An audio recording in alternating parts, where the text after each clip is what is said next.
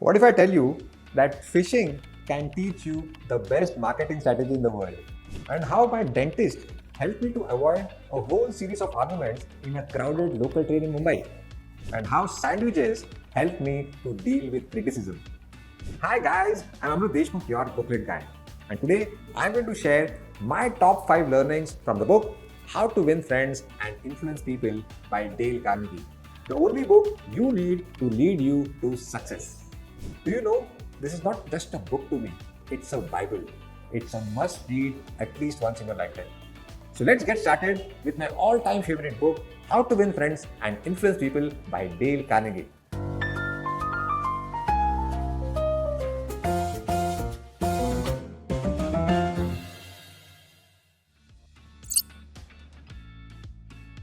Strawberry happens to be my favorite fruit. So one day I thought I should go fishing and put strawberries to catch fish from the pond. How stupid is that?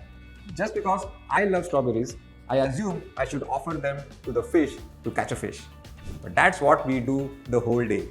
When we meet a new person, instead of taking interest in his interest, we try to get him interested in us. Suppose I get to meet a stranger and I wish to influence him. And I come to know after a few minutes that he loves football and I hate football. Instead of saying that I don't like football, I should start taking interest in football. That's the best way to influence the other person. So get interested in other people's interest, not the other way around. Here is my second learning from the book. Once I was traveling from Thane to CST in a very crowded local train. While I was standing, unintentionally, my elbow hit the tummy of the guy standing next to me. He was about to go mad on me. But I did something magical which avoided the whole series of arguments which could have taken place. I gave a smile, a very big, genuine smile. Guys, it is almost impossible for a human being not to reciprocate to a genuine smile. And it is impossible to argue with a smiling person. But the author warns that do not fake a smile. In fact, sometimes a fake smile is seen as arrogance. So be very authentic and genuine when you give a smile.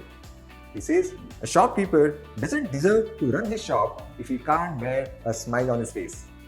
The third idea from the book. Has this happened with you? You are listening to someone and the other guy is talking on a particular topic. Instead of listening to the other guy with an intent to understand what he is saying, a small secret chatterbox starts into your mind where you are preparing for an answer and you actually wait for the other person to stop talking so that I'll get the time to talk. That's so common. So the author says we always try to listen to the other person with an intent to reply, not to understand them. So empathetic listening is a very good tool to influence the other person. More than talking, listening is more powerful. Now the fourth idea. I was on a vacation in Mysore, all alone, and everybody around me was talking in Kannada. I felt like an alien. And suddenly, in a restaurant, I found a Maharashtrian guy who could speak Marathi. And within few minutes, we fell in love with each other. We became quick friends. You know what? That Marathi guy was as stranger as all the other strangers in Mysore. Then how come we became quick friends? Always find common ground to grow friendship with a stranger.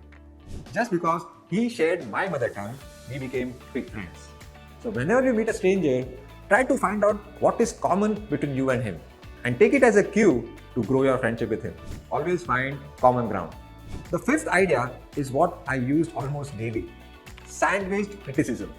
Whenever I want to give a negative feedback to my colleagues, I never just get started with the criticism.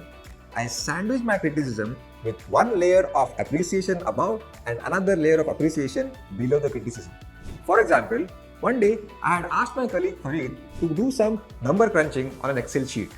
Now we all know that linking the cells with each other is a very important aspect when working on Excel sheet. But he did not. He manually calculated all the numbers on his calculator and put the results in Excel sheet without linking to each other. Now, I was quite annoyed with this. But I knew I had to sandwich my criticism. So I started with this.